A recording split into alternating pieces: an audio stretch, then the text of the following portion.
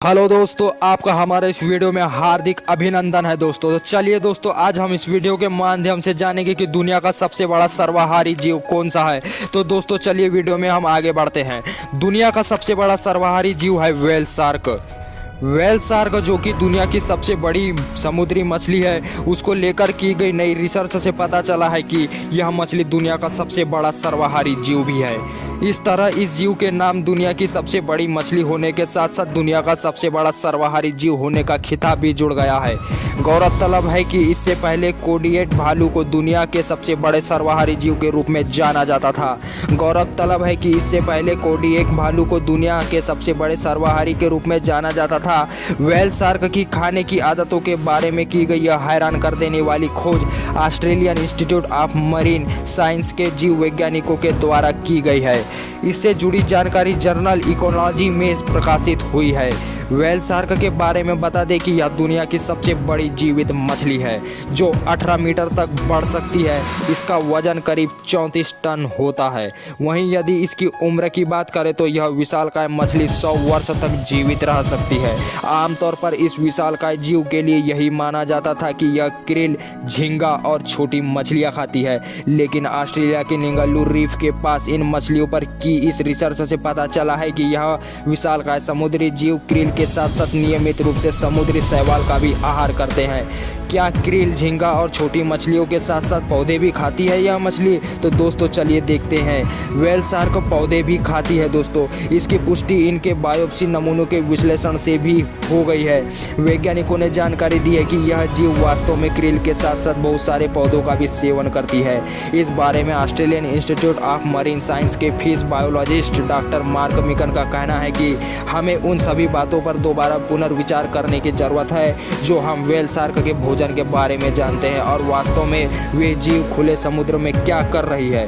Doctor मिकन का कहना है कि धरती पर जो सबसे बड़े जीव है वो हमेशा से शाकाहारी रहे हैं। वहीं समुद्र के बारे में यह धारणा रही है कि जो सबसे बड़े व्हेल और व्हेल शार्क जैसे जीव होते हैं वो झींगा और छोटी मछलियों का आहार करते हैं। लेकिन रिसर्च से पता चला है कि शायद जमीन और पानी में जीवों के विकास से जुड़ी प्रणाली अलग नहीं है। यह पता लगाने की वास्तविकता में व्हेल शार्क क्या खाती है, शोधकर्ताओं ने छोटे प्लवक से लेकर बड़े समुद्री शैवाल तक उनके संभावित खाद्य स्रोतों के एकत्र किए। फिर उन्होंने प्लवक और पौधों में मौजूद अमीनो और फैटी एसिड की तुलना व्हेल शार्क से की है।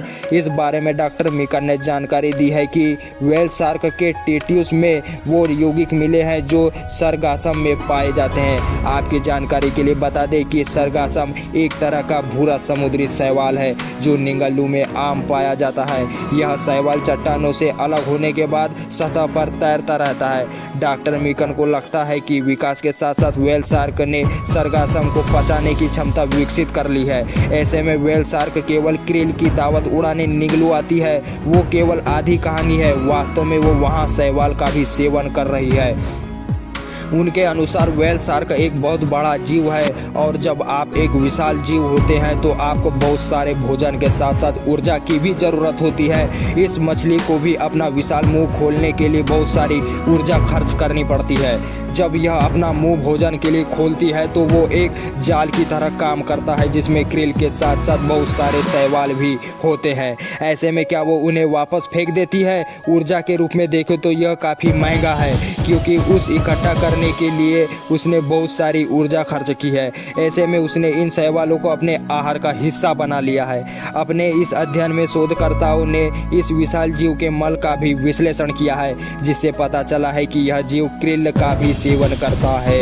हालांकि यह हैरान कर देने वाला था कि इस जीव के टिश्यूज में क्रिल जैसे जीव के फैटी एसिड या आइसोटोप सिग्नेचर नहीं मिले हैं। इन पर हाल ही में proceedings of the national academy of sciences नामक जर्नल में प्रकाशित एक अध्ययन से पता चला है कि शिपिंग की बढ़ती गतिविधियों के चलते इन विशालकाय मछलियों के बड़े जहाज से टकराने का खतरा भी बढ़ता जा रहा है जो इनकी घटती आबादी के लिए जिम्मेवार है।